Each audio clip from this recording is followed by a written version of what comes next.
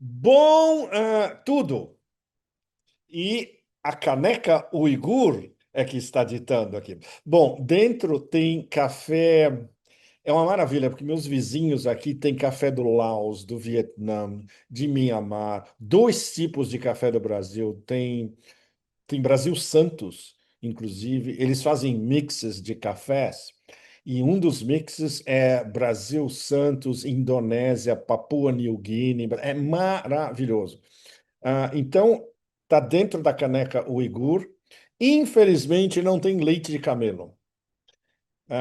Eu não tomava leite de camelo há séculos e fiquei completamente fissurado de novo. Leite de camelo fresco, que eu comprava nos mercados, no Xinjiang. É uma maravilha absoluta.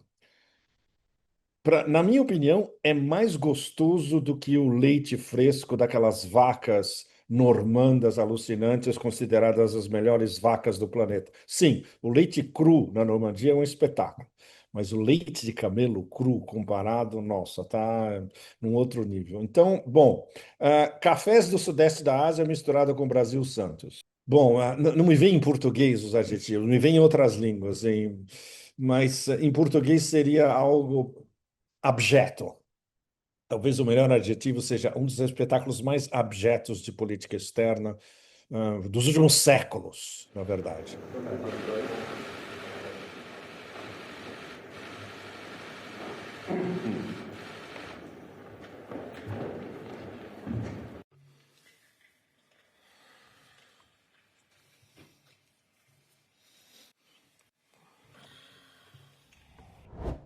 O outro acontecimento nefasto nesse momento que eu estou conversando com vocês são várias reuniões, na verdade, em Bruxelas, em diversos níveis da OTAN e OTAN, União Europeia, para para os chihuahuas variados continuarem gritando e babando cada vez mais na sua guerra eterna contra a Rússia. Isso não vai mudar e vai ficar cada vez pior, que é o que a gente vai ver daqui a pouco no X da nossa conversa. Bom, como vocês podem ver, sair da China é você voltar a lidar com uma série de horrores concêntricos. Eu estou tentando usar todo o máximo de paciência budista e taoísta que eu aprendi mais de 3 décadas na Ásia para tentar navegar tudo isso. Pelo fato da nossa profissão e da nossa atividade, como nós todos como analistas independentes, no meu caso como correspondente estrangeiro há 40 anos, que já vi todo tipo de horror possível e imaginário no planeta, mas a gente ainda não viu o pior, e o pior está começando a acontecer. Nós nem chegamos no pior ainda. O pior vai ser daqui para frente. E é sempre daqui para frente. Ah, mas, claro, a China continua permeando o meu consciente, subconsciente e as minhas noites brancas também.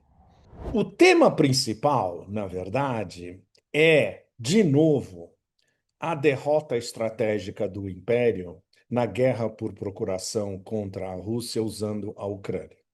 O Império e dos vassalos. E isso está levando cada vez mais a um impasse cada vez mais perigoso, chegando ao ponto em que hoje, no dia que a gente está gravando essa conversa, essas conversas não, esses debates na OTAN e essas deliberações, não são nem deliberações, porque as decisões já estão tomadas.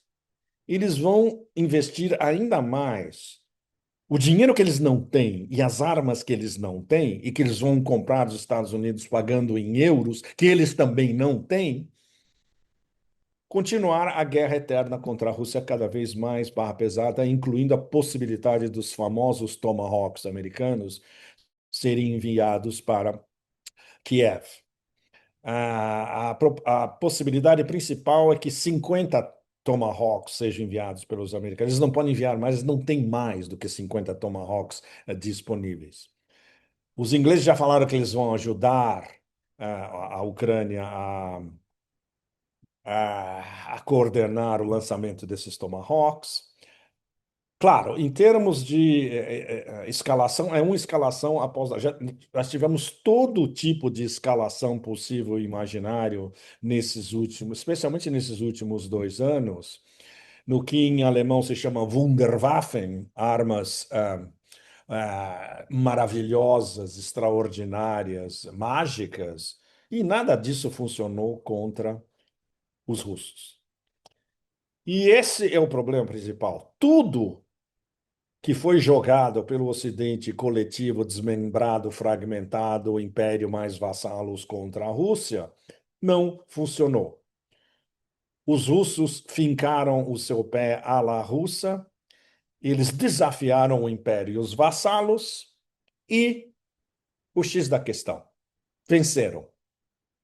A vitória já é russa. É uma questão de tempo e de modalidade. A derrota estratégica do império e dos vassalos é um fato consumado, que gera os horrores extras aos quais todos nós vamos ser confrontados a partir de agora, cada vez mais. É um vórtex de horrores concentrados. Ah, o, o sul global, a maioria global, como definida pelos melhores diplomatas do planeta, incluindo o Grandmaster Sergei Lavrov. Eles, cada vez mais, nesse intervalo, apoiaram a Rússia, recusando o boicote ocidental à economia da Rússia. E hoje, abertamente, dos BRICS, a Organização de Cooperação de Xangai, a maior parte dos atores principais do sul global apoiam a Rússia nessa guerra direta contra o Império. Então a gente chegou a um ponto onde é possível se fazer uma formulação extremamente provocatória, mas baseada em realpolitik. Vocês imaginam que os russos, um povo europeu, branco, falando uma língua eslava, eles se tornaram o escudo militar do sul global e da maior parte do planeta, defendendo em diversos níveis, direta e indiretamente, a soberania do sul global, porque o Ocidente se recusou a integrar a Rússia ao sistema ocidental, a essa regra, ordem internacional baseada em regras, entre aspas, depois do final do comunismo. Ou seja, essa derrota estratégica já anunciada, e incluindo o único europeu que a enunciou diretamente há quase 2 anos, quando ele publicou o seu livro La Défaite de l'Occident, A Derrota do Ocidente, Emmanuel Todd, está gerando cada vez mais um, uma demência progressiva do complexo industrial militar americano e dos vassalos europeus ao mesmo tempo. É um combo, né? Eles trabalham juntos. Vejam essa declaração, eu vou citar textualmente, daquele palhaço posando como secretário das Guerras Eternas, chefe do Pentágono, um medíocre comandante de um batalhão na guerra do Iraque, e hoje está no papel na posição número 1 como secretário de guerra. Alguns dias atrás ele disse, textualmente: nós somos os mais poderosos militares da história do planeta, sem competição. Ninguém chega nem perto.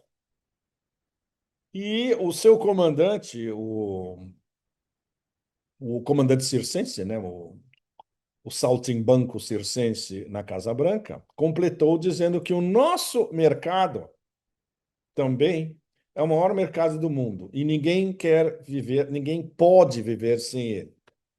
Ridículo. Os chineses acabaram de provar, há alguns dias atrás, e em diversos níveis, especialmente quando vieram os últimos números que saíram no começo dessa semana, de aumento das exportações da China para o sul global e também para a União Europeia. A China diminuiu as suas exportações para os Estados Unidos, não é um problema. Aumentou as suas exportações para a Europa, o sul global como um todo, especialmente o sudeste da Ásia, os seus vizinhos aqui da ASEAN, os 10 do sudeste da Ásia. E depois a China soltou o que se pode dizer a arma nuclear invisível que eles estavam guardando para o momento certo, que é a nova legislação sobre venda de materiais contendo terras raras chinesas. Os zionistas e os americanos adoram falar em decapitação de lideranças, seja o Hezbollah, seja o que eles tentaram com o Irã, seja o que eles conseguiram com a liderança civil no Iêmen. Ah, a matéria principal dos sionistas eles acham que decapitando lideranças eles conseguem supremacia. A noção em si já é estúpida, porque pressupõe que não existe renovação de lideranças. E qualquer movimento importante, como o Hezbollah, por exemplo, é sobre renovação. É algo que quando você vai ao Líbano e conversa com líderes do Hezbollah, eles dizem que sim, nós somos decapitados, mas as novas gerações são tão competentes quanto as anteriores, elas estavam já sendo preparadas e agora a preparação vai entrar na reta final. O Hezbollah está num processo de recondicionamento, digamos, mas não foi decapitado. A ideia base, a ideia chama do Hezbollah não foi decapitado. Agora, tenta explicar isso para os sionistas e para os americanos e para esse combo uh, uh, sionistas americanos atlanticistas, na verdade. Bom, basicamente, no momento, a gente está vendo o que se pode definir como o Império Anglo-Americano sionista. Essa seria a definição mais ampla.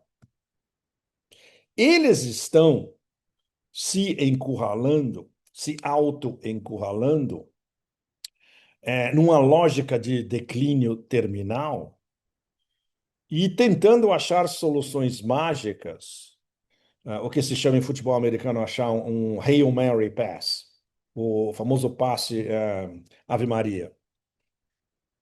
Que no caso, por exemplo, geoeconômico, seria um novo Bretton Woods. Não vai acontecer. Trump e quem está em volta dele, ele está querendo um novo Bretton Woods, porque a ideia seria recriar a hegemonia do dólar.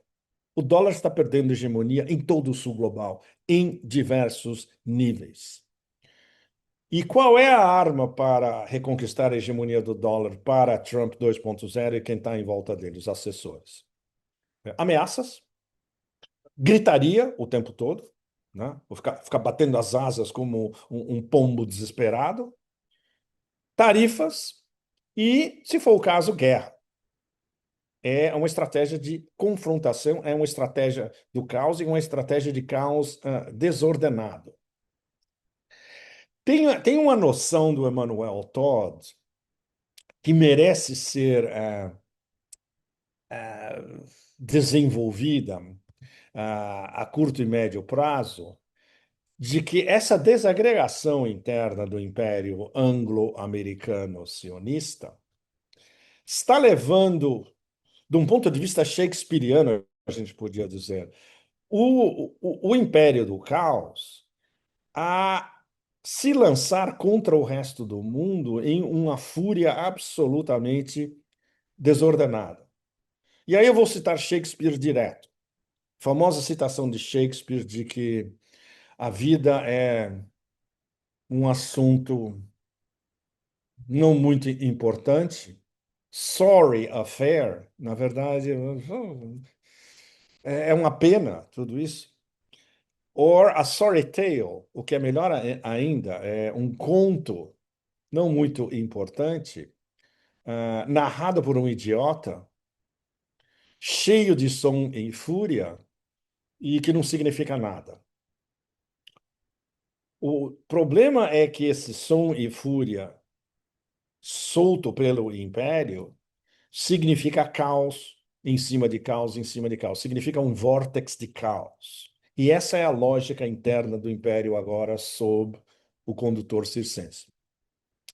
E ao mesmo tempo em que ele lança essa fúria desordenada, na forma especialmente de tarifas, contra todo mundo, contra o sul global inteiro, contra os BRICS, contra o Brasil, contra a Índia, contra a Rússia, contra a China, contra todo mundo, ao mesmo tempo o império vai se devorando por dentro numa tentativa desesperada de recolonizar as suas próprias colônias. E a principal colônia a ser recolonizada totalmente é a Europa.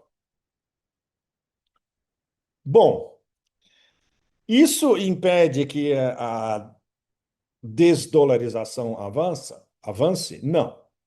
Do ponto de vista dos BRICS, não é um processo de desdolarização per se, ainda que haja vários elementos de como a gente já qualificou o laboratório dos BRICS estar desenvolvendo sistemas alternativos de pagamento e sistemas de comércio baseado em moedas nacionais e em trocas nacionais e multinacionais, bilaterais, trilaterais, etc., nas suas moedas próprias. A única coisa que entra na cabeça de Trump 2.0 e de quem está em volta dele é de que isso é uma desdolarização. Trump faz acusações completamente estúpidas, no sentido de BRICS foi criado para desdolarizar, para atacar os Estados Unidos. Obviamente, ele nunca leu nada sobre a história pregressa dos BRIC originais, dos quatro, dos BRICS e dos BRICS expandidos, especialmente desde a cúpula de Kazan ano passado. Eles não podem, de qualquer maneira, Trump e os seus assessores não podem aceitar esse processo, mesmo esse processo já em andamento, de progressiva comércio em moedas locais, regionais e nacionais, porque isso, a curto, médio e longo prazo, significa o final do império. É a única coisa que ele consegue entender. Daí essa reação infantil de protecionismo tarifário, de tarifas que o boomerang e o blowback é enorme dessas tarifas, é um projeto protecionista. É é um sonho protecionista é, que vai andando dentro da inércia inerente ao império, e tudo isso impede algo que seria radical e fundamental para transformar a lógica interna do império, que seria que transformar o império especialmente o centro do império dos Estados Unidos, em uma nação produtiva, em capitalismo produtivo. O capitalismo dos Estados Unidos é predatório, é especulativo. Não tem nada a ver com capitalismo produtivo. E esse é o X da questão. E não tem como voltar. Não tem como os Estados Unidos usarem técnicas de capitalismo produtivo como usaram, por exemplo, no início do século XX. Bom, Pentágono, agora sob a égide desse palhaço secretário das Guerras Eternas. Eles olham para essa guerra por procuração na Ucrânia e não é à toa que eles têm que ficar desesperados, porque, número um, eles não conseguiram quebrar a resistência russa. Por quê? Porque eles não produziram uma quantidade de armamentos suficientes para quebrar a resistência russa. E, acima de tudo, os militares russos são muito mais inteligentes do que os militares americanos. Isso estou colocando da maneira mais direta possível. Ou seja, o que está sobrando para o Império? É desmembrar e desmilinguir a Europa de vez, economicamente, ajudada pelo fato de que as lideranças políticas da Europa são tão estúpidas que eles estão envolvidos em uma lógica, uma loucura absolutamente suicida.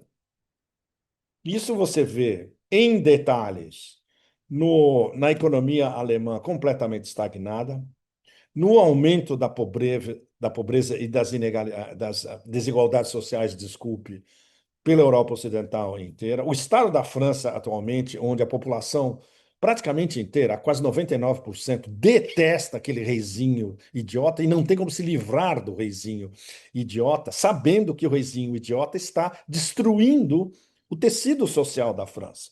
da França clássica, da França ancestral, da França inteligente. Por exemplo, não espere nada ah, minimamente semelhante à promoção da cultura clássica francesa vindo daquela laia que habita o Élysée, o Matignon e os círculos de poder da França em torno do reizinho e, bom, não vou nem dizer do quê, daquela coisa lá do seu lado passando por sua mulher. Bom, então essa é uma fratura total do Ocidente e que está levando, já tem dois resultados muito importantes, esses relativos diretamente ao império. A gente pode já dizer agora, considerando o fato de que o Alasca foi, na verdade, não deu em nada. E a melhor definição foi de Sergei Ryabkov, número 2 de política externa russa, dizendo que a situação no momento é como um edifício que está caindo. E esse edifício que está em colapso absoluto, as rachaduras já chegaram na base do edifício, ou seja, ele já está praticamente colapsado inteiro. Nós, russos, temos interesses em reerguer esse edifício. Mas a gente vê que do outro lado não tem nenhum interesse em relação a reconstruir esse edifício. Ou seja, Ryabkov, de uma maneira sofisticada, polida, basicamente dizendo que as relações Rússia-Estados Unidos estão mais uma vez voltando para o buraco e para a estaca zero, literalmente. Isso foi confirmado pelo presidente Putin pouco depois. Ou seja, o que está sobrando para o império nessas condições? Eles perceberam que eles não têm como infligir uma derrota estratégica militar, seja como for, em cima da Rússia. E agora, com a China, depois desse movimento Sun Tzu chinês em relação à nova legislação incidindo sobre terras raras, que é basicamente dirigida ao uso militar de terras raras encontradas, exploradas na China.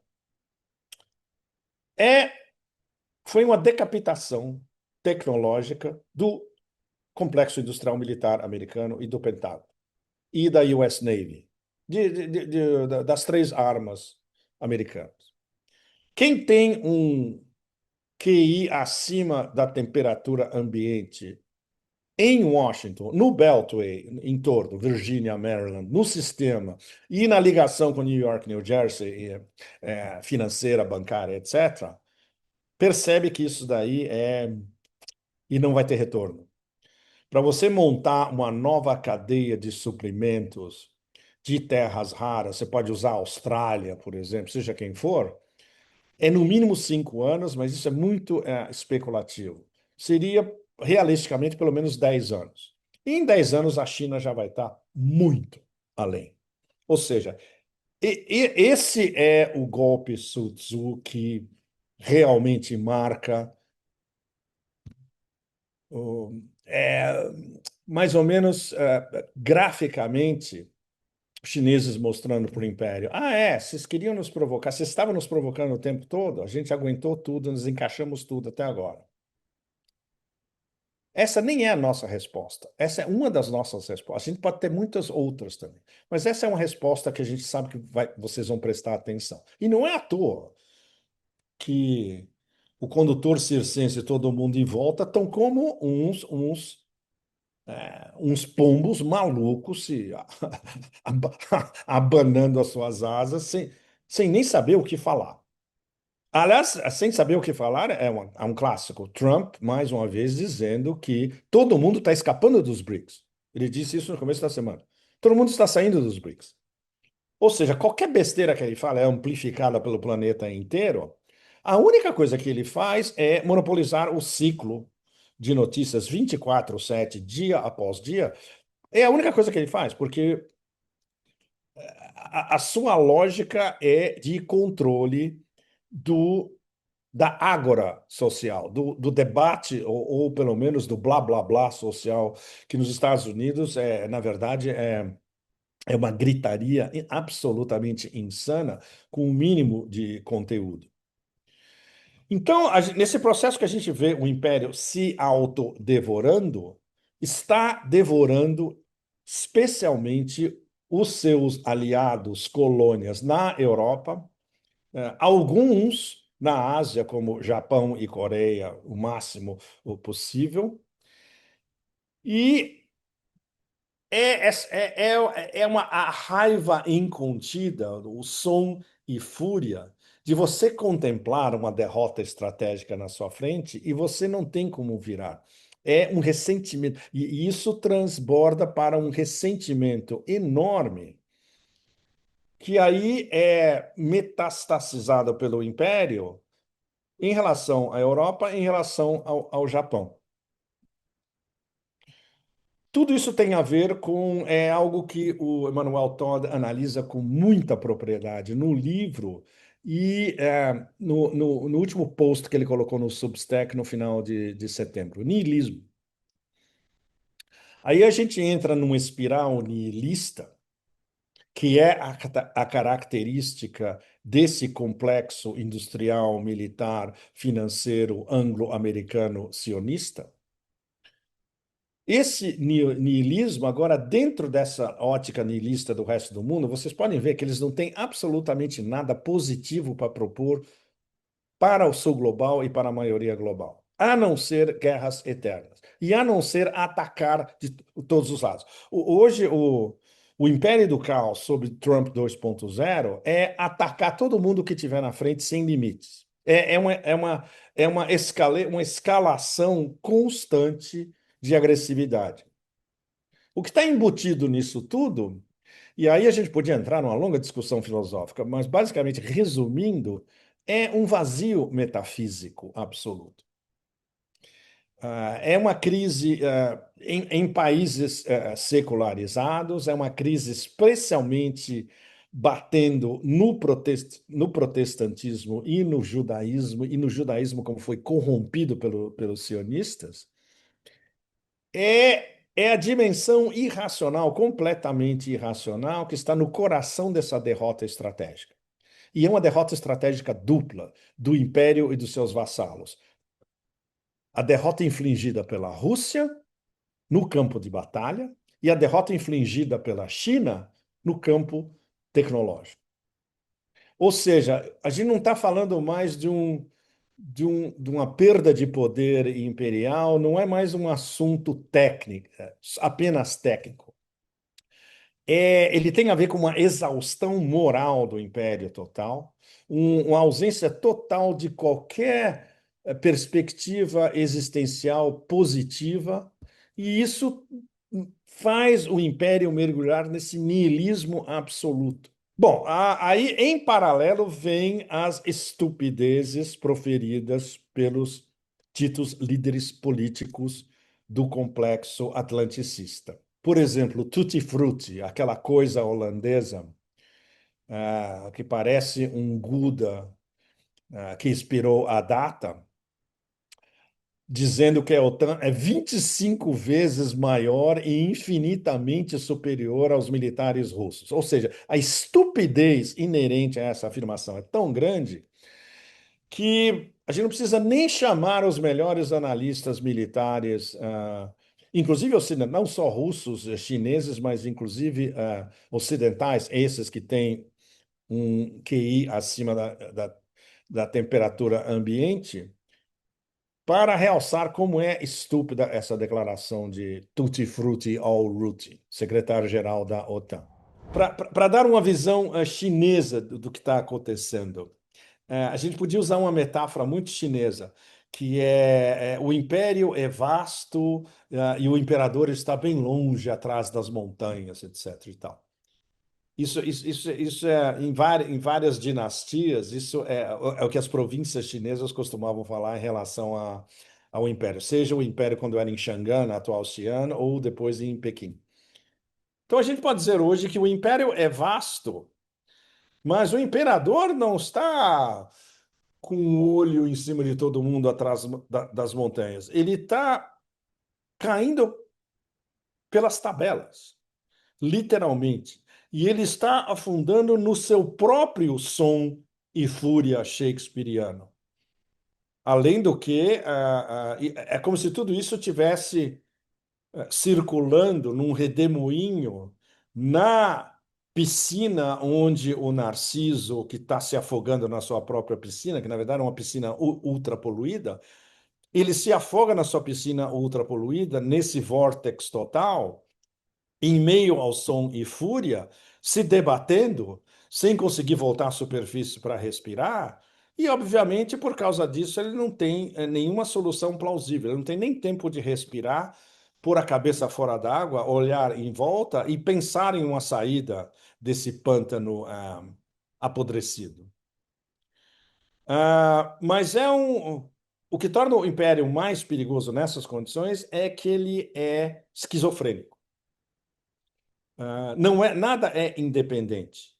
Tudo isso se torna ainda mais complicado porque o sistema americano plutocrático, essencialmente, é uma plutocracia que envolve o sistema financeiro, ou seja, altas finanças, envolve big oil, envolve todo mundo que está na indústria do petróleo, envolve big tech, ou seja, os grandes de Silicon Valley, envolve plutocratas que são trumpistas, muitos outros não são, envolve toda aquela cambada do petróleo do Texas, que é extremamente perigosa e convertidos a seclas, discípulos, etc., de Silicon Valley.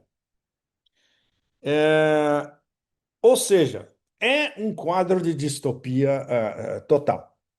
O que que isso está gerando na prática? E vocês estão vendo isso todo dia, acompanhando, ainda que seja a epiderme do noticiário. Vocês veem os americanos bombardeando barcos que saem da Venezuela, sem nenhuma evidência de que são narcotraficantes. Vocês viram o Império há poucos meses bombardeando o Irã. Eles vão querer bombardear o Irã de novo. Isso já foi ameaçado pelo próprio Trump. Vocês viram a Israel, a Força Aérea Israelense, basicamente atacando o Catar direto, onde tem uma das maiores bases americanas do planeta, a base de Al-Udeid. Ou seja, tudo isso é um kabuki gigantesco, na verdade. Pode parecer para muitos de vocês, e na verdade um conto distópico de ficção científica completamente fora de controle. E é exatamente isso. É um mundo negativo, é um mundo de ponta cabeça, onde paz é guerra, neo-orwelliano, e você vê essa intersecção completamente demente de poder, de fragmentação, de hierarquia, de violência, de pobreza, e incluindo um genocídio não condenado pelo Ocidente e que vai ser retomado breve assim que tiver essa pausa acabar. Essa pausa foi feita justamente para tirar o genocídio da percepção popular pelo sul global inteiro e tentar mudar a narrativa. Olha, agora tem a paz em Gaza, vamos sentar todo mundo, vamos reconstruir. Reconstruir, ninguém está falando em reconstrução. Ah, e isso, evidentemente, sem nem consultar os palestinos. Isso é um pequeno resumo de, como vocês podem ver, é um resumo de um horror absolutamente infinito. São círculos concêntricos de horror. Se Dante estivesse vivo hoje, o inferno seriam círculos concêntricos desses horrores detonados pelas lideranças, entre aspas, políticas, tecnológicas e financeiras do Ocidente coletivo e fragmentado. Ah, eu podia fechar, eu vou fechar com um horror absoluto, talvez. O horror principal, na verdade. Me desculpem, mas a gente está falando de realpolitik.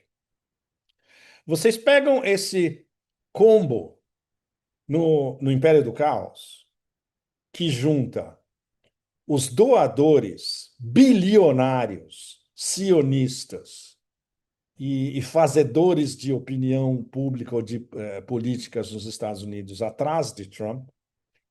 Vocês pegam a russofobia inerente ao complexo industrial militar americano E vocês pegam a demência suicida terminal das elites ditas elites políticas europeias, as mais medíocres, provavelmente nos últimos 200 anos ou mais. Isso está levando a essa rampa em ascensão cada vez maior da guerra eterna contra a Rússia, que pode chegar a algo fora do controle mais cedo do que mais tarde.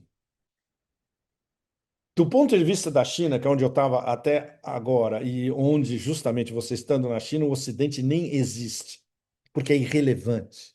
E é irrelevante ao processo de desenvolvimento chinês. Quando você está envolvido e imerso nessa massa chinesa e nessa massa de desenvolvimento produtivo e de economia produtiva na China, para que você vai ligar para o Ocidente, né? Isso está alienando os chineses do Ocidente, não só dos Estados Unidos, mas do Ocidente como um todo. Claro, eles vão continuar exportando para a União Europeia, porque a União Europeia precisa do que a China exporta. Mas a concentração internacional da China, como um grande empório de compra e venda global, é o sul global. A Ásia Central, a Rússia, o Sudeste da Ásia, a África, a América Latina.